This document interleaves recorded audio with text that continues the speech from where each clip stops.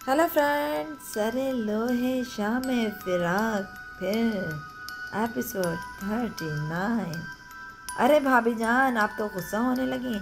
चलिए मैं अपना तारुफ खुद करा देता हूँ। बंदे का नाम इरफान खान है। इरफान खान वर्ल्ड एहसान खान, ब्रदर रिजवान खान। इसने खड़े होकर अपना तारुफ करवाया। ओह अच्छा, तो आप रज़ी के भाई हो। बैठो बैठो। रज़ा के लबों पे मुस्कुराहट उमड़ आई। शुक्रिया। वो मुस्कुराते हुए कुर्सी पर बैठ गया।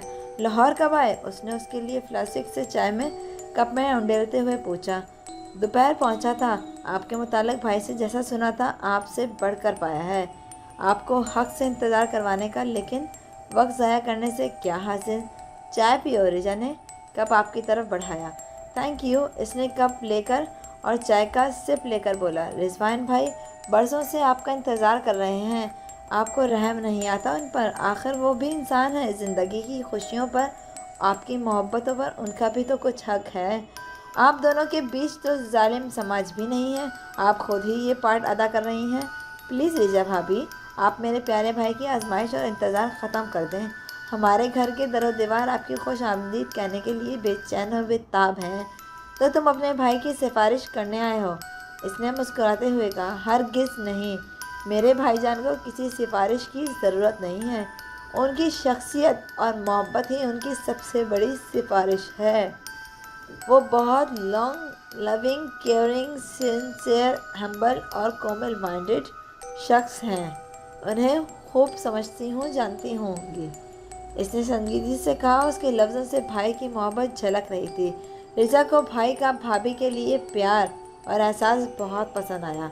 हाँ रज़ी, he is a great man. वो किसी भी लड़की का आइडियल हो सकता है। किसी भी लड़की का क्यों, आपका क्यों नहीं? जबकि रज़ी आपका ही है। इरफान ने पूछा। मेरी बात छोड़ो, अपनी कहो। मुबारक हो, निकाह हो गया। रुखसती कब करा रहे हो? जब आपको हम प्यार करने वालों पर रहम आएगा।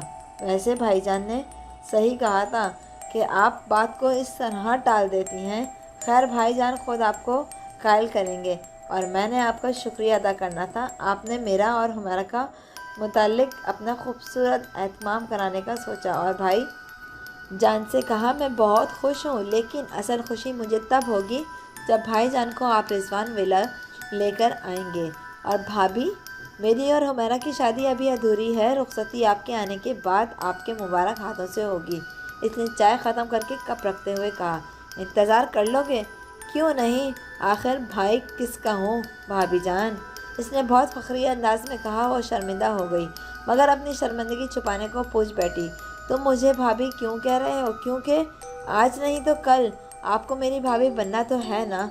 मैं आपका नाम इसलिए नहीं ले सकता कि आप मेरे बड़े भाई की होने वाली शरीक ज़िंदगी हैं, और भाभी तो बहन और माँ के बराबर होती है।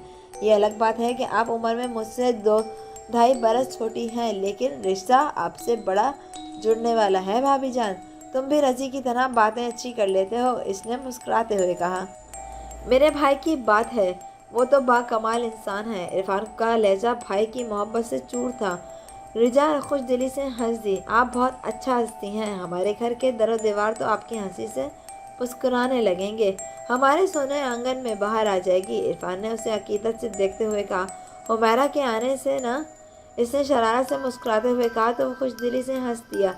यकीनन दोनों कपल मिलकर अपने घर को जन्नत बनाएंगे, खुशियों और मोहब्बत की नई दुनिया बसाएंगे। अच्छा भाभी, इजाज़त दीजिए, इंशाल्लाह फिर मुलाकात होगी। वो अपनी बात मुकम्मल करते हुए जाने के लिए खड़ा हो गया। रुक जाओ ना, खाना खाकर जाना। रिजा ने खड़े होकर इखलाकन कहा। भाभी, खाना तो मैं ज़रूर खाऊंगा, वो भी आपके हाथ का पका हुआ, लेकिन अपने भाईजान के घर में, उनकी बेगम जान के रूप में। जब आप वहाँ जलवा अफरोज़ होंगी तब। अभी चाय ही काफ़ी है। देर हो गई है, भाईजान इंतज़ार कर रहे होंगे।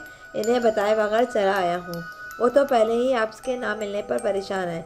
आप ना फ़ोन पर बात करती हैं, ना मुलाकात करती हैं। अल्लाह मेरे भाईजान को मुश्किल आसान करे। अल्लाह हाफिज़ भाभी। वो तेज़ी से बोलता गेट अबूर कर गया। रिजा ने बेख्तियार आसमान की तरफ निगाह उठाकर देखा, और वो फिर थक कर अंदर आ गई। हेलो मिस्टर, हाँ और यू? रिजवान रिजा की फैक्ट्री आया फिर उसके मैनेजर को देखकर कहा। अस्सलाम वालेकुम। Thank you sir, I am fine. Good. वो मुस्कुराता हुआ रिजा के ऑफिस की तरफ बढ़ा तो मिस्टर यजदानिया ने कहा। Excuse me sir, madam office में नहीं है। لیکن ان کی گاڑی تو پارکنگ میں موجود ہے مسٹر یزدانی، رضوان نے حیرانگی سے کہا۔ جی سر، دراصل میڈم فیکٹری کی گاڑی میں باہر گئی ہیں، ان کی گاڑی خراب ہو گئی تھی اچانک۔ مسٹر یزدانی نے فوراً بہانہ بنایا۔ اسے رجا نے کہا تھا کہ رضوان کو اس کے آفس میں موجود نہ ہونے کا کہہ کر باہر سے ہی رخصت کر دے۔ اوکے، اور کام کیسا چل رہا ہے؟ کوئی پرابلم تو نہیں ہے؟ رضوان نے حسب عادت پوچھا تھا۔ فیکٹری اور ورکرز کے لیے وہ بھی فیکٹری کا مالک تھا، وہ اسے اور رجا کو ایک ہی اہمیت دیتے تھے اور اس کی خوش اخلاقی سے اس کے گرویدہ ہو گئے تھے۔ نو سر، کام ایک دم چل رہا ہے۔ Very good, keep it up اور بائے۔ رضوان نے اس کا شانے پر تھپک کر کہا اور مسکراتا ہوا باہر آ گیا۔ وہ اپنی گاڑی پارکنگ سے نکال کر لے جا رہا تھا، اچانک اس کی نظر رجا کے آفس کی کھڑکی کی جانب اٹھ گئی اور اسے رجا کی جھلک دکھائی دے دی۔ شاید وہ اسے جاتا دیکھ کر پرے ہٹ رضوان کو شدید شاک پہنچا تھا۔ رجا، تم موجود ہو اور مجھ سے ملنے سے کترا رہی ہو، جان بوجھ کر مجھے نظر انداز کر رہی ہو، کیوں آخر؟